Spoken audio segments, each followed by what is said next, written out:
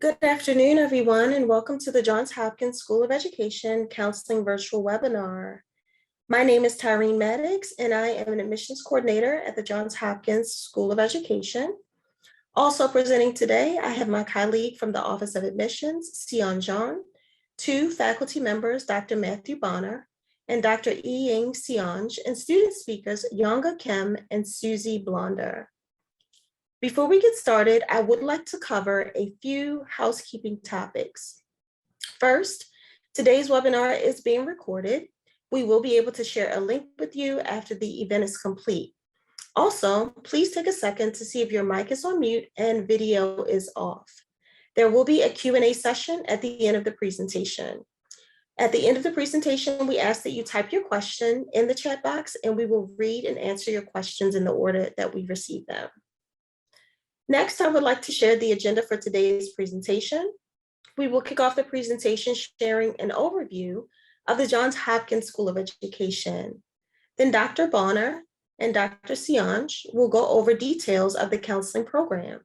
We also have two student speakers today, and they will talk about their student experience in the counseling program. Lastly, we will cover admissions requirements and financial aid and leave the floor open for questions at the end. So just to start, some quick facts about JHU School of Education. We are one of 9 schools at the Johns Hopkins University.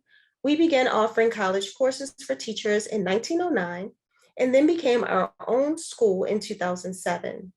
We are proud to share that Johns Hopkins School of Education is consistently ranked one of the top schools in education by the U.S. News and World Report.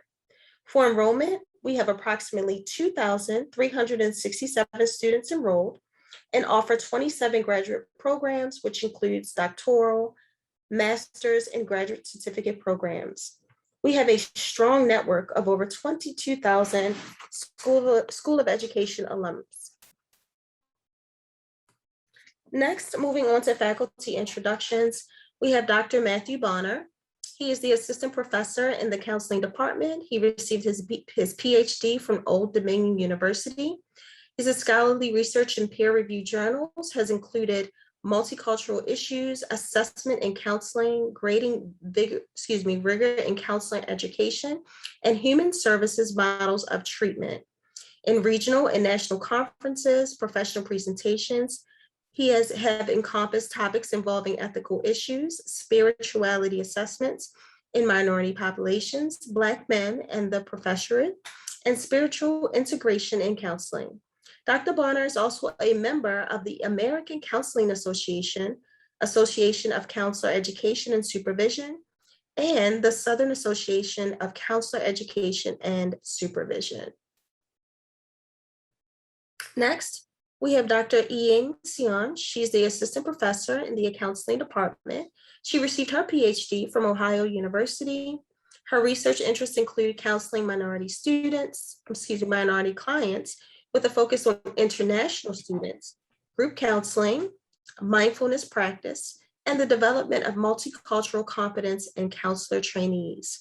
She's a part of the National Certificated Counselor and chairing the research committee for the Association for Specialists in Group Work, ASGW. She is also the faculty advisor for the Lambda chapter of Chi Sigma Iota. And at this point of the presentation, I would like to pass it on to our faculty. Welcome everyone to one of the greatest counseling programs in the land here at JHU. And we have 2 specialty areas. Our specialty areas are school counseling and clinical mental health counseling. We are located in Baltimore, at the Homewood campus in the education building. Next slide, please. So here's our mission statement. And our mission is that we would prepare graduate students to be socially just counselors in clinical mental health education and school counseling. So we want our students to go on to become socially just, which means that they promote equity and fair access to all people. And that they will also learn different tools. So we think of counseling as giving you your education that you receive here. You're getting tools for your toolbox, which includes theoretical, empirical, and practical frameworks. And it helps you to facilitate growth in clients among diverse groups of people, individuals, groups, as well as students too. Next slide, please. So here's what our academic sequences look like. So our program takes approximately 3 years for people who are going full-time. It would be 4 courses per semester at the beginning of the time frame.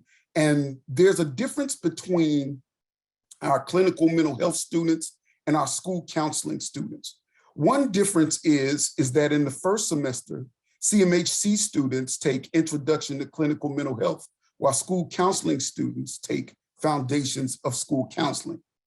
Another difference that we have is that clinical mental health counseling students take psychopathology, while school counseling students have to take counseling and adolescence.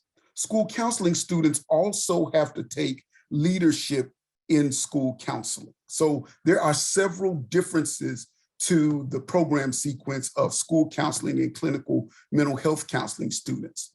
Your academic preparation leads to your practical fieldwork, where you will go out into the field, and Dr. Zhang will explain that later, for 100 hours in practicum, and then you have an internship experience of 600 hours where you will go out into the field. CMHC students go into the field of clinical mental health counseling, while school counseling students go into different school districts around the area.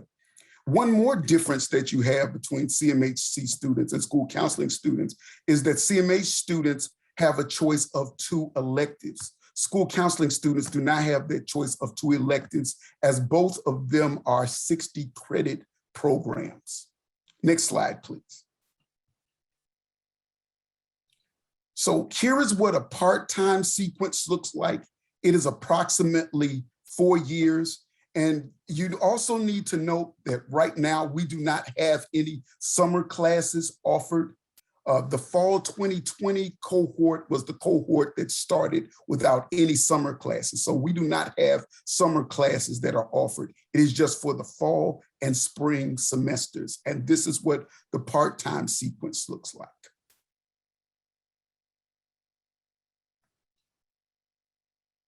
Thanks, Dr. Bonner, and welcome. Thanks for being interested in our program. Very excited to introduce more about our program.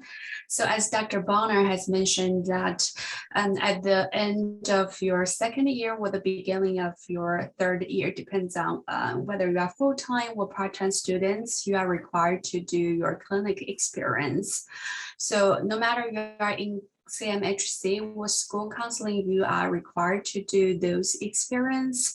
So for practicum, it's 3 credit classes in which you need to accrue 100 hours in field experience setting. Either if you are school counseling, you need to do in school setting. If you are clinical mental health, you need to do in clinical mental health agency.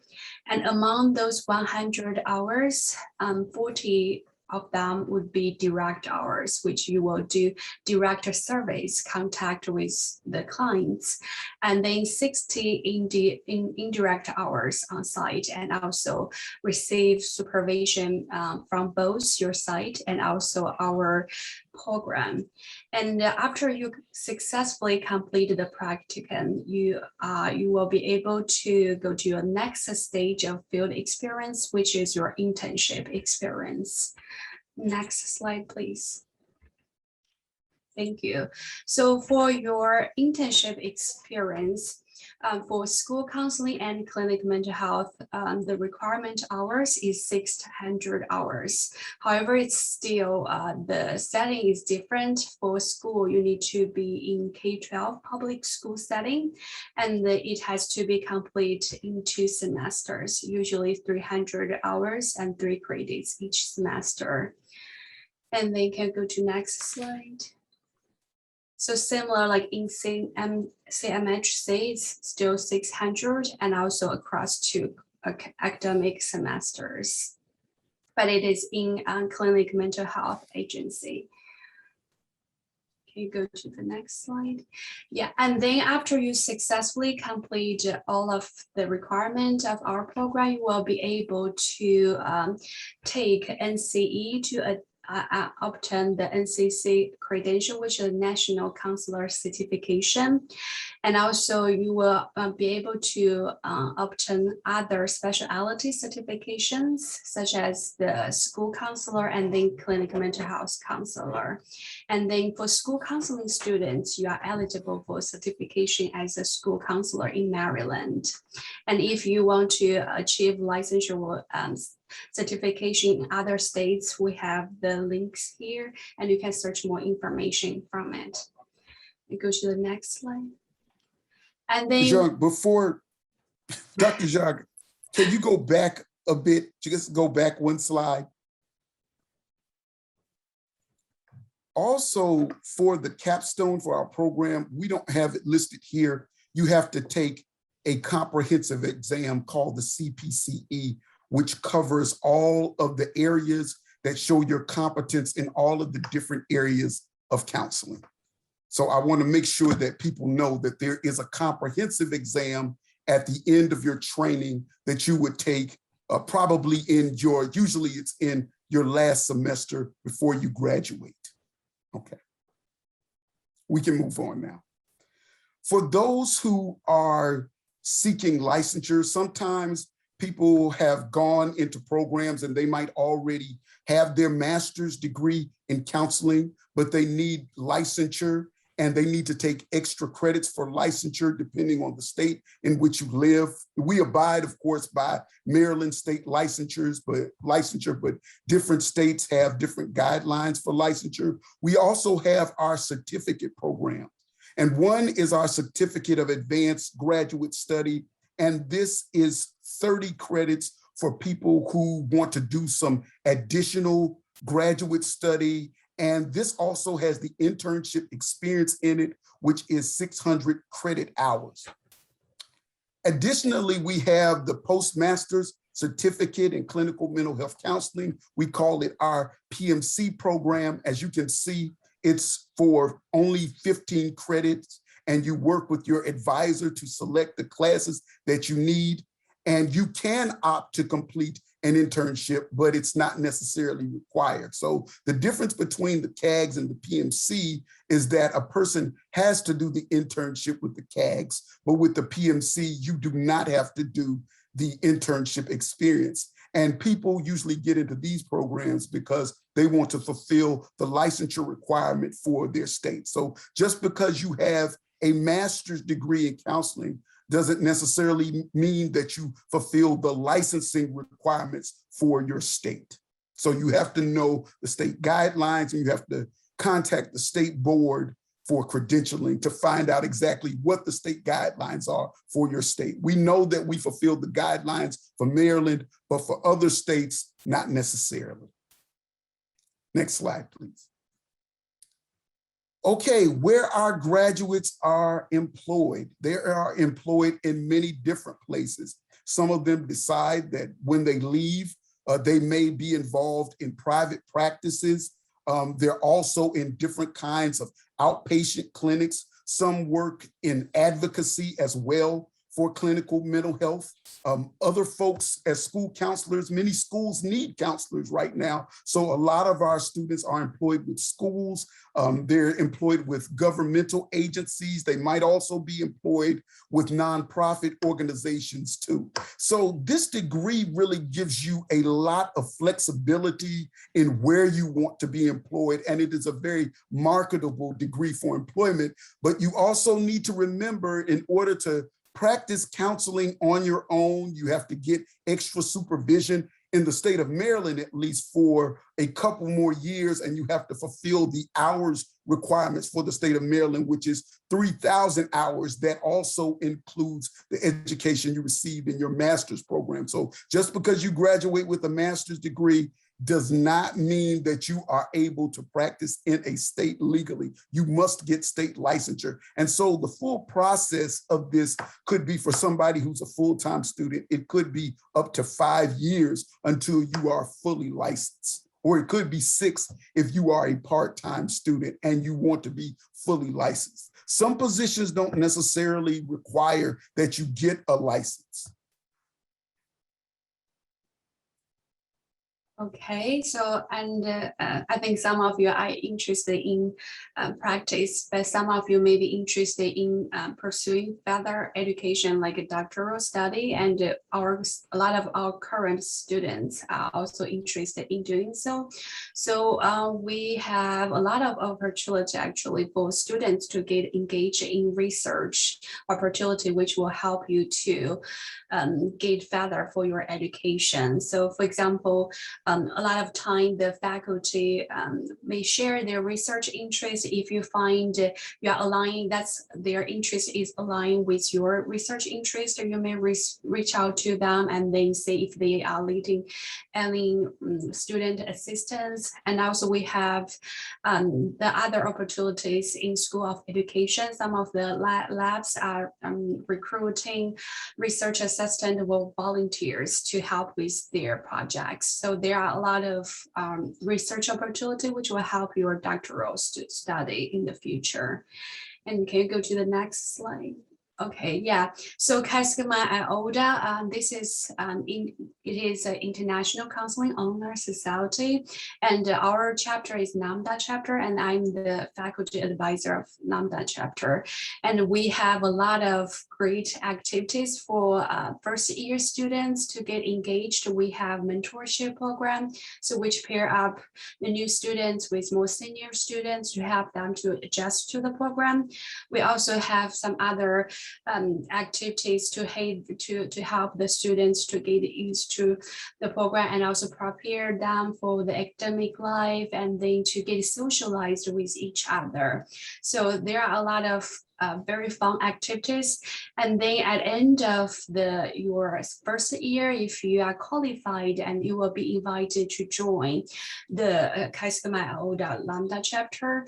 And then you will also be have opportunity to join the board as well. So to serve on the board and then provide more services to the future students. And I know we have 2 students who are currently serving on the board, and they are going to introduce their experience. Hi, my name is Young Ah, and I am a second year in the clinical mental health counseling program.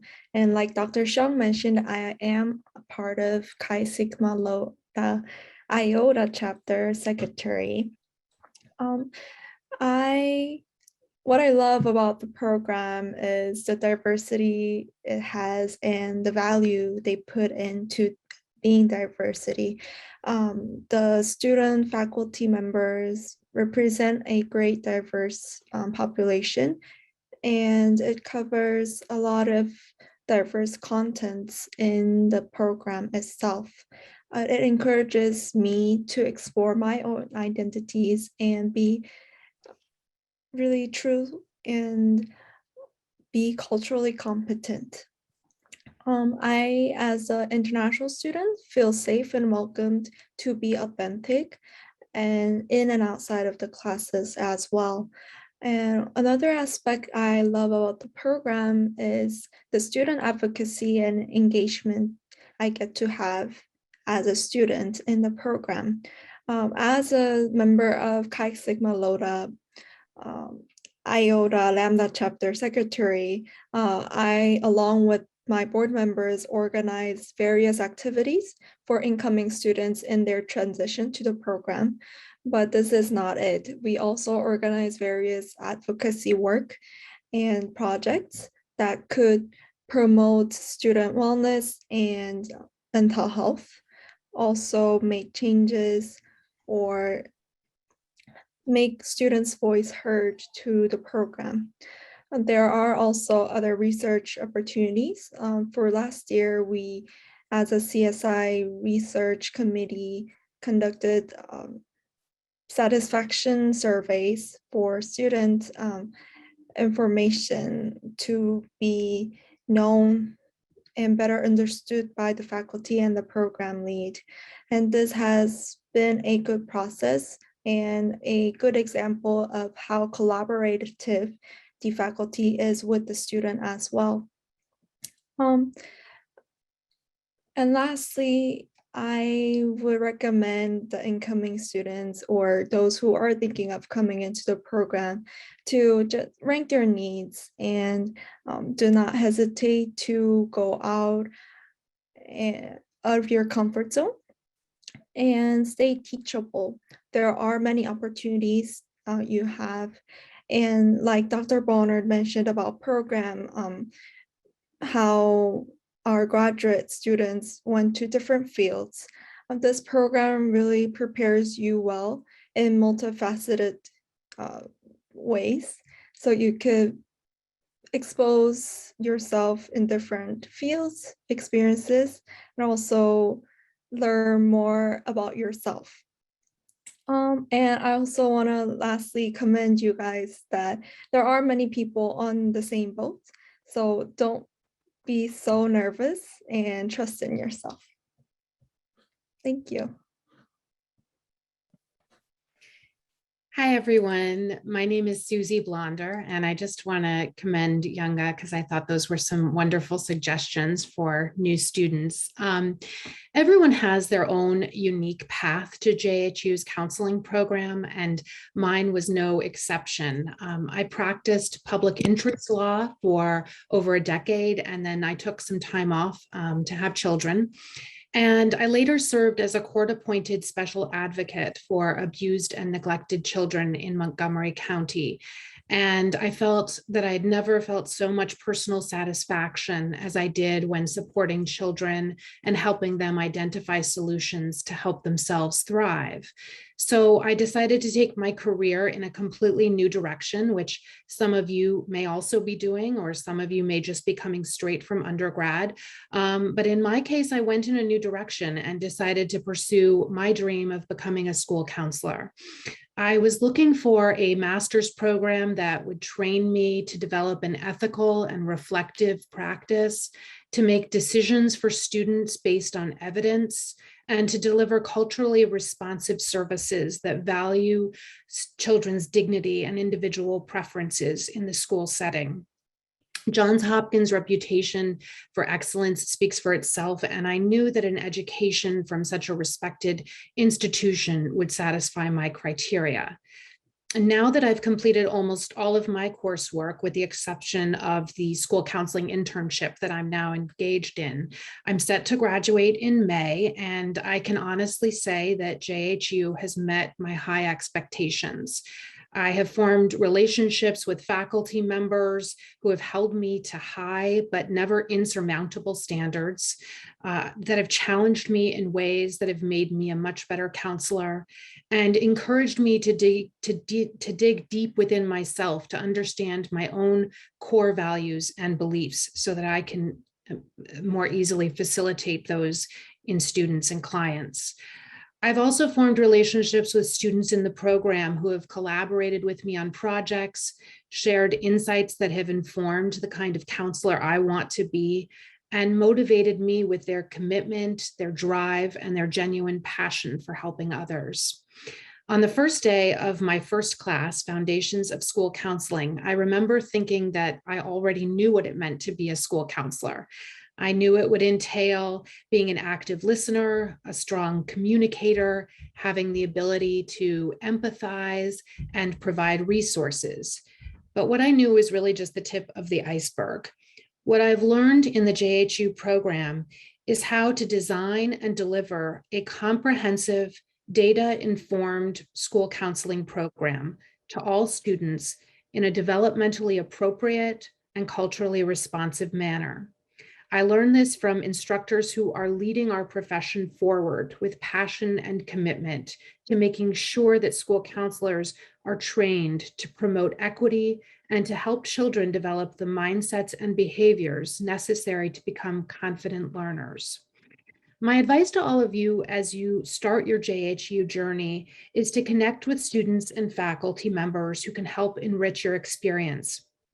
As Dr. Zhang mentioned, CSI Chi Sigma Iota, our honors society, offers a terrific mentoring program, which I would strongly recommend your participation in. You would be connected with a student who's further along in the program and could help you navigate your experience. In addition, every student is connected to a specific faculty advisor who also will help you as you navigate through the program. Take advantage of these resources to set yourself up for success. I wish you all the best of luck as you begin what I think is a really exciting journey.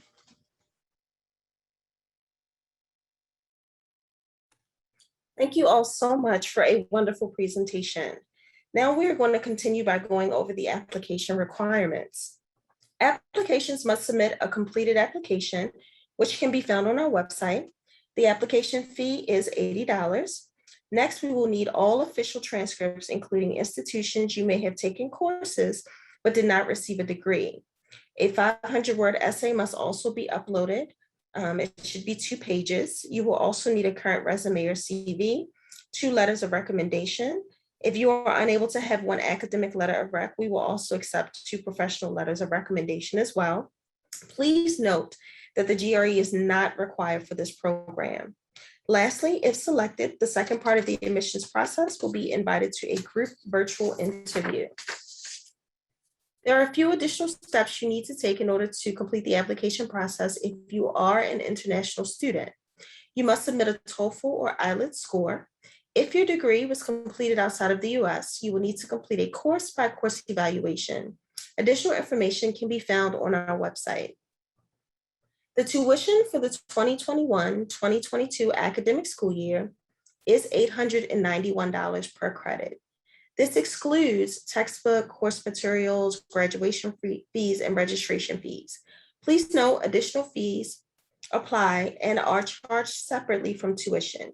We encourage you to review our tuition and fees page on our website for the most up-to-date information about tuition and fees so that you can better understand the complete picture of the costs associated with becoming a student here at JHU School of Education.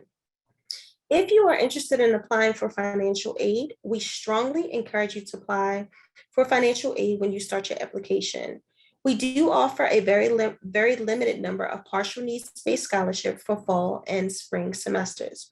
Again, please visit our website if you have any questions relating to financial aid. You'll find contact information for the Office of Financial Aid and details concerning loans and scholarships that are available as well. Thank you so much for attending today's virtual webinar. At this time, we would like to open up the floor for questions. So please type your questions in the chat. Thank you. So it looks like one question has popped up. How many new students are accepted each new school year? I can take that. 72 to 75 students. Okay, and how many times a week does each class meet? 1 time. Once per week for each course? Once per week for 2.5 hours. Okay, they're coming in pretty quickly. Okay, let me see the next one. Can you start part-time and later switch to full-time? Yes, you can do that. You have to talk to your academic advisor about how that will be done because certain classes are offered at certain times. And so we have a cohort model. Okay, and do you require or emphasize working experience? We don't require working experience. A lot of our students, they come from different backgrounds. Some are doing second careers. Others are coming right out of undergrad. It's good to have a background in psychology, but not necessarily. You can also come into the counseling field from a different background. Okay, and I can take this question. The question is, I have a question. In which way does waiver of language test should be submitted? So within the application, there's a box that you would check to request the waiver, and you would just upload like a Word document explaining your reasoning for requesting rather the waiver.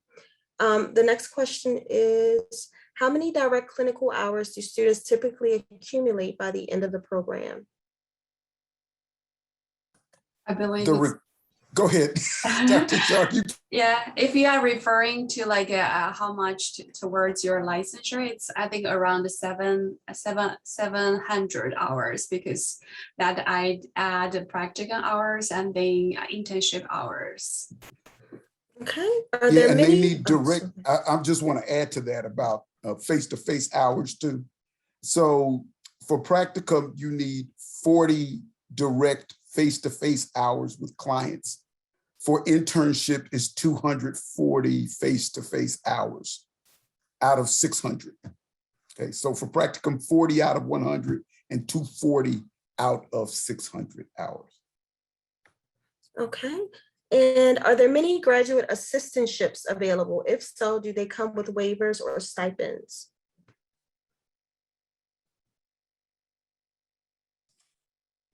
So there are a few graduate assistantships available. Usually those assistantships are offered to students who are in their last year of the program. And our graduate assistantships, they offer a straight salary of $20 per hour as a casual employee of the university. Got it. And what percentage of students accepted are coming directly from undergrad? So do you guys keep the stats of, I guess, where the students are coming from, if there's a certain percentage coming directly from undergrad? I don't know that figure. Okay. I could find out, but I don't know that figure of students directly coming from undergrad. I could estimate it, but I don't even want to do that. I think there, just speaking from my teaching experience, so I'm teaching, teaching a couple courses that have income, just new students. I think have a good fair amount of new students who just graduate from their undergraduate program. Okay. Next question. I am working full-time at a 28-day alcohol and drug clinic. Can I complete this part-time? If so, what is the breakdown each semester?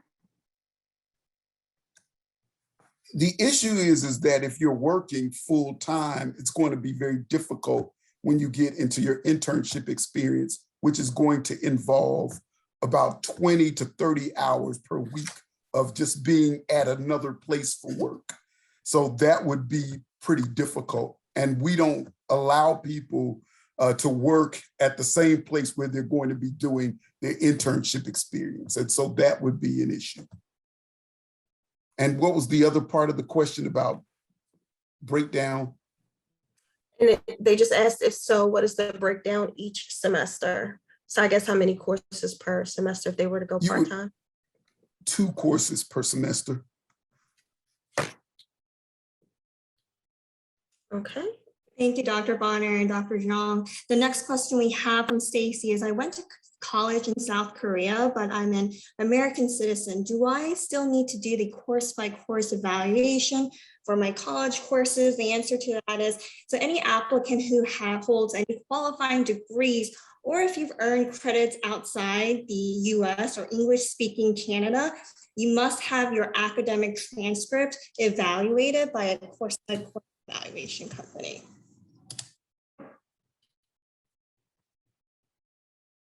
The next question we have from Emily is, how well do students do on the counseling examinations at the end of the program? Our students have generally had a near perfect pass rate on the CPCE. Near perfect. I would say 98% of our students. And you get 3 opportunities to pass the exam. Most of our students pass the first time. In fact, their scores are usually well above the average score for the CPCE. I'm pretty proud to say that too, I would add. The next question we have from Renew is, any available tools to prepare for the interview? So Dr. Bonner, Dr. Zhang, any advice or tips for students to prepare for the virtual interview if they are selected? Dr. Zhang, please. It's hard to say. So I think we have like couple different sections of interview questions. So it can be very overwhelming, like to have that in whole day. But I think like to have a good relaxation one day before like to, and also I think we really emphasize diversity and the social justice. So I think that's, if that's your value, I think that's great. If like that's a new term to you, I know like we have some international students here as well. So if that's a new term to you, like I think it's better for you to have some basic knowledge of like what does that mean, and then what you should do like to be a social justice advocates. So to look at our the mission statement, I think it's on our website as well, that it will give you a lot of ideas about what type of students we really want, and then also give you some ideas where to go from there. Dr. Brunner, feel free to add. Yes, just in practical terms for that interview, because it's a couple of hours, about 2.5 hours to 3 hours. It's a very intense interview. Really just being yourself and being authentic and open. We certainly look at those characteristics favorably, and we decide as a faculty who gets in. Do any of our students now want to reflect on that experience? I would even open it up to them as well, because they succeeded in that process. Yeah, I would just echo what Dr. Bonner and Dr. Zhang said about being authentic and being yourself. And I think that's the most important, perhaps in some cases, more important than the particular answers is your level of openness and willingness to think deeply and to see different perspectives, I think is a really important quality that I would encourage you to bring to the interview. I would echo everyone, Dr. Sean, Susie, and Dr. Bonner. And yeah, for those of you who are internationals, who are used to those rigid form of learning, Hopkins value authenticity a lot, which means that we really value who you are and what you can bring to the table. So rather than trying to find the cookie cutter right answer, it's really valuable for you to think about what's true for you and what things that you value. Okay, so the next question is, if I'm a US citizen, but grew up and completed my undergrad in Canada, am I considered an international student? Do I still have to do the IELTS exam? So if you are a US citizen, you are not required to complete the IELTS exam. Concerning your undergrad in Canada, if it was English speaking Canada, the course by course is not required. However, if it was not, then it will be required. I'm going to post the link to all of this information from our website. That way you can read a little bit more into detail, because it can be a lengthy response. The next question is, sending more than 2 recommendation letters due to different points of view helpful, or is 2 the maximum? So the requirement is 2. We do have scenarios where students will submit more than 1. From an admission standpoint, you just want to make sure that all of the recommenders do submit the required recommendation letters as you requested.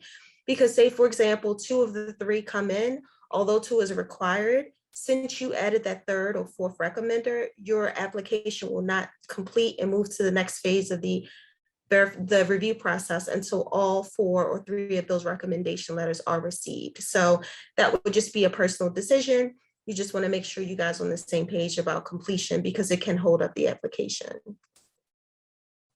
Let's see, how many applicants do you get each year and how many are accepted?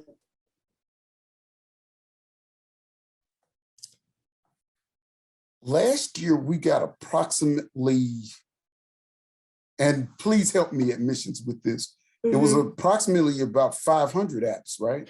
Yeah, I was going to say 400 plus applications, and you stated you guys accept about 72 to 75 students. Yes. Yep, so that's about right. There was a lot of good information in the presentation. Is the presentation available for download or email? So all registrants today will receive a recorded session in about a week of this presentation. So you'll have that for your review. The next question is, what is the student to faculty ratio? The student to faculty ratio has to be, according to our CACREP standards, it has to be 12:1.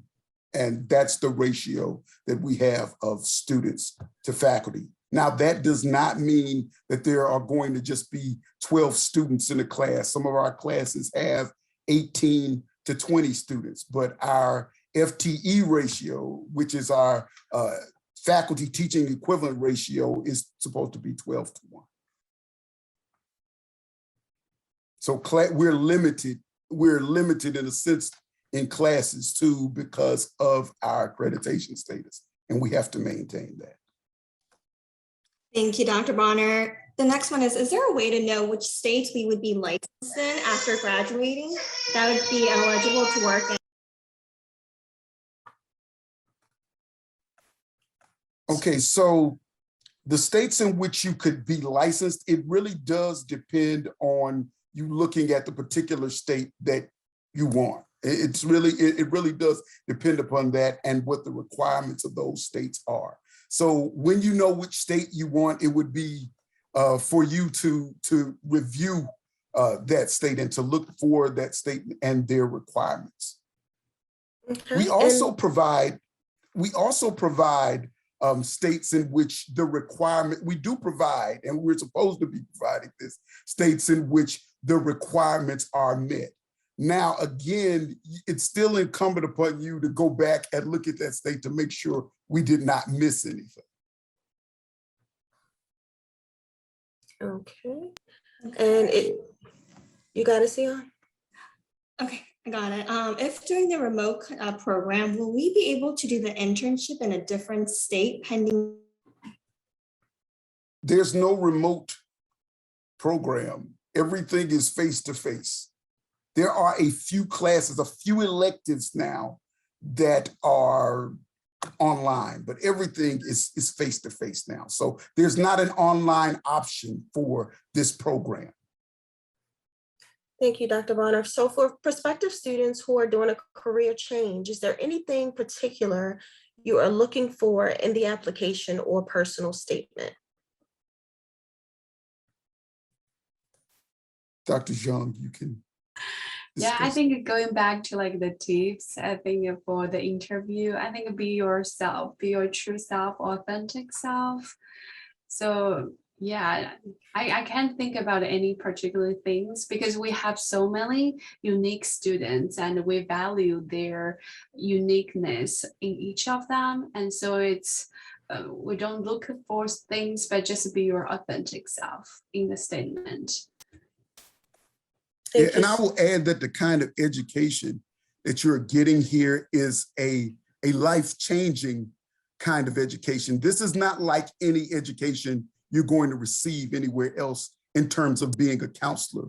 You're actually growing in your mentality and you're growing in your emotional regulation in this program. So there's no stamp to say, okay, we like to see students with a high grade point average. That's great. Most of you probably already have that. We like to see students who have a background and some experience in the helping profession. Many students have that, but some don't.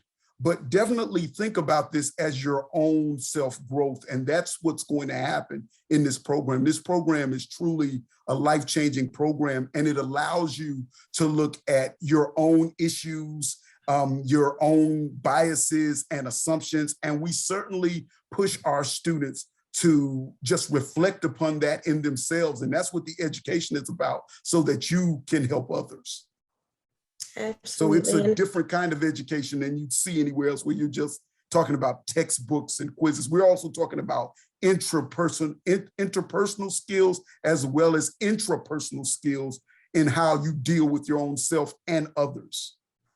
So I hope that that's clear for folks, that if you're looking for a way to say, okay, this is how I can become a counselor and this is the kind of approach that I can take, it's not that kind of program. That's why I say it's best for you to be authentic and for you to be open in that process. Thank you so much, Dr. Bonner. And I can answer this. When our class is starting, fall 2022, and that's usually around late August is when classes begin. Do the classes take place in the evening as well as during the day, Dr. Bonner or Dr. Shu? We're offering classes in the day and in the evening. So they take place at both times. Okay, and I can 1 answer o'clock this. for some classes, 10 o'clock in the morning for some classes, and also 4 o'clock for others, 7 o'clock in the evening. So they take place at both times. We try to offer, we strive to offer something for everybody. Sometimes we don't do that perfectly, but we strive to offer day classes and evening classes. It's still a work in progress though. Okay, and I can answer this. Are there any available grants and where do I look to apply? So we mentioned it during the presentation that we offer an endowed scholarship. If monies are awarded, it's applied to your fall and spring semesters. If you go to the website and look in the search option for grants and scholarships, that page will come up giving you more information on how to apply and what that includes. The next question, faculty, is how would we go about determining if past work experience may be applied as credits or internship hours? Past work experience won't be provided for you as credits, and it won't be provided for internship hours either, because in the internship, that's a special experience. It's an educational experience. So you have a class with that internship where you have a university supervisor. You also go to a site where you have a site supervisor who evaluates your work, and then you provide evidence of your work, you provide videos of your work in class. So that's a separate experience entirely from any past experience that you might have. And it has to be evaluated by your university supervisor, as well as the person who is at your site and your site supervisor.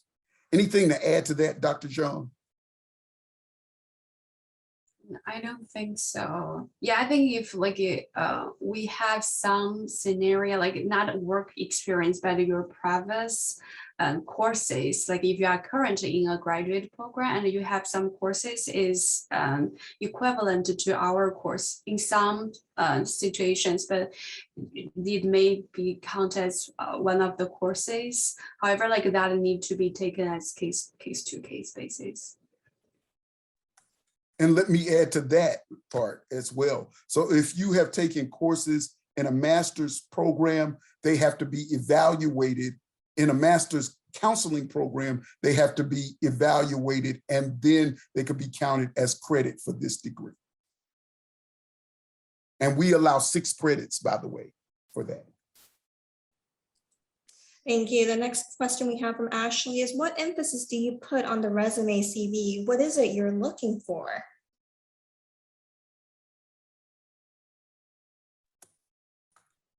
So grade point average, of course, we're looking for at least a 3.0. In some special cases, very special cases, if somebody really stands out as an applicant, they may get into the program on a provisional basis. We're looking for students who have some experience. If you have some experience in the helping professions in some way, we do look at that. And we also look at your writing skill and ability as well. So we are looking at your writing skill and ability, because you have to be able to express yourself and write notes well to communicate with others. So that's what we're looking for. And again, like I said, it's no cookie cutter kind of approach. I keep saying this over and over again, and it's you presenting your best and authentic self. All right, so next question we have from Chelsea Yang is, do students have part-time jobs while working full-time? Also, what do students in the program usually do during summer as preparation for future? Yes, and so we do have some students who work full-time and they had part-time job. So that's possibility. However, you really need to do a very good time management, because the course, if you are full-time students, you will have 4 courses, 3 to 4 courses per semester.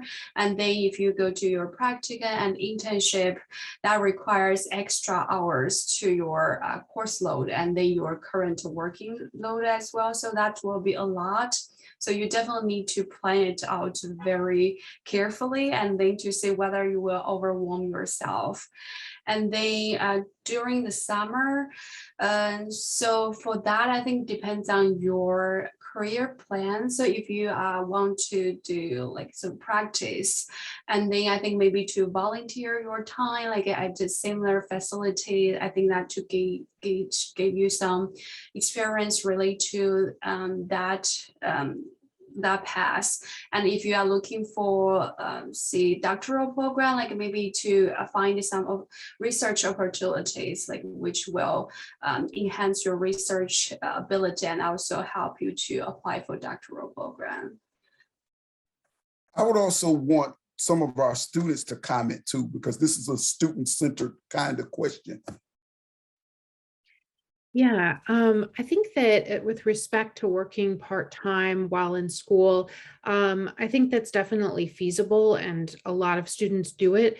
I think that they generally do stop working or cut back on their hours of work when internship begins, which is usually it's the last 2 semesters of your program. So I think later down in the questions, there was a question, a little confusion about when internship occurs. It's just at the very end of your program. There's also a practicum, which is a shortened, it's only 100 hours of field work that occurs a little bit earlier on, but that may be something that students could manage while still in their part-time job. But during internship, the 600-hour experience, it would be pretty hard to juggle a full-time employment with the 600-hour internship. So something to consider in your planning, that for the beginning of the program, you may be able to maintain your part-time work, but it's something that you may have to taper off with as the program is concluding with the internship.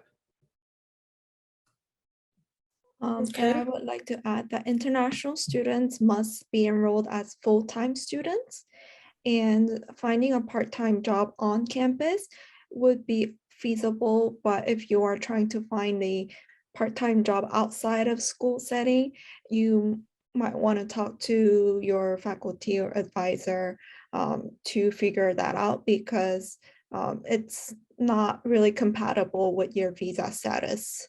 Also, during the summer, there are many different options, as Dr. Shang mentioned, and one option that I took was being a CSI member to have monthly meetings to prepare for incoming students and other student advocacy work. All right, thank you guys so much. Next question: if an individual does not have a high cumulative GPA, can conditional admittance be granted, and does relevant recent experience outweigh academic history? Yes, that would be on a case-by-case basis. We have let students in who did not have the 3.0 GPA before, but they did show promise. So that's on a case-by-case basis.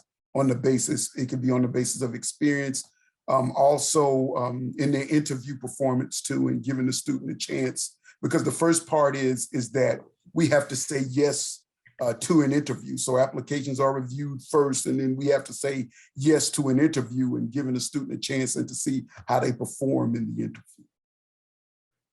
Okay, and do you partner with any of the local school systems to guarantee school counseling employment after graduation? Not employment, but we do partner with the local school systems for internships, practicum and internship experiences. Many of our students do go on and get jobs in local school systems too.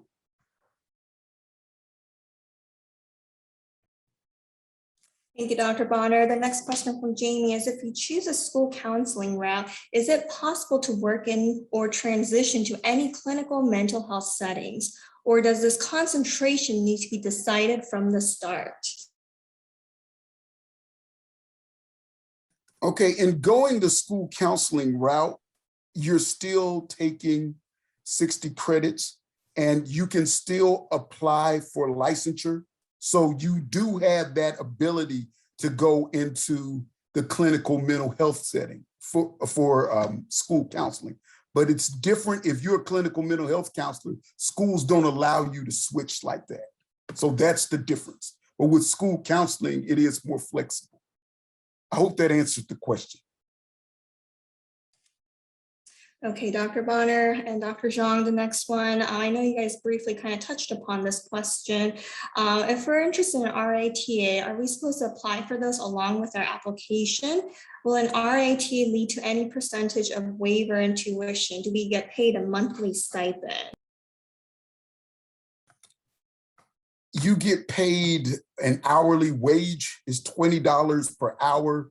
The announcement for a TA is put out over the Hopkins website, and then that is how you apply for that position. That's how it works. We don't have a lot of TA positions, but we do have a few, but this is not a position where there are many spaces. Usually it's at the end of your program because you're being a TA for a class that you already got an A in that class. So it's usually people who are in their third year about to graduate, usually in their last year. Thank you, Dr. Bonner. The next question is, what is the endowment situation in the program? I read that you offer needs-based scholarships, 500 to 15. Do most students pay using federal loans? Does JH offer? Okay, so I can answer this question. The endowed scholarship is a needs-based scholarship. And so in order to apply, you do have to fill out the FAFSA because they use that information to determine who is most needed in that circumstance.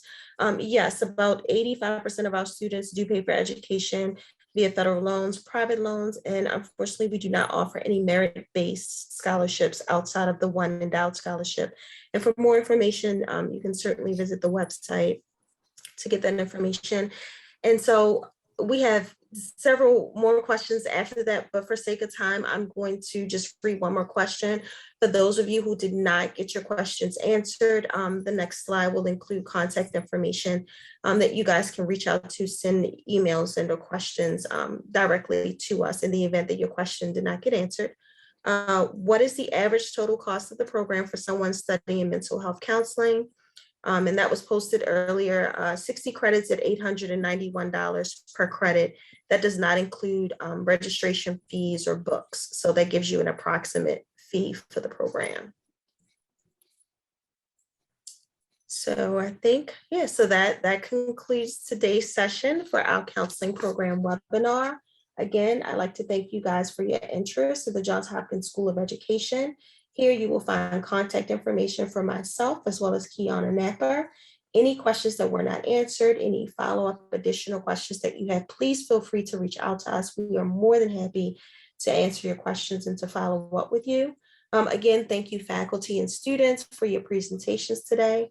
And we certainly look forward to hearing from you, and have a great day, everyone.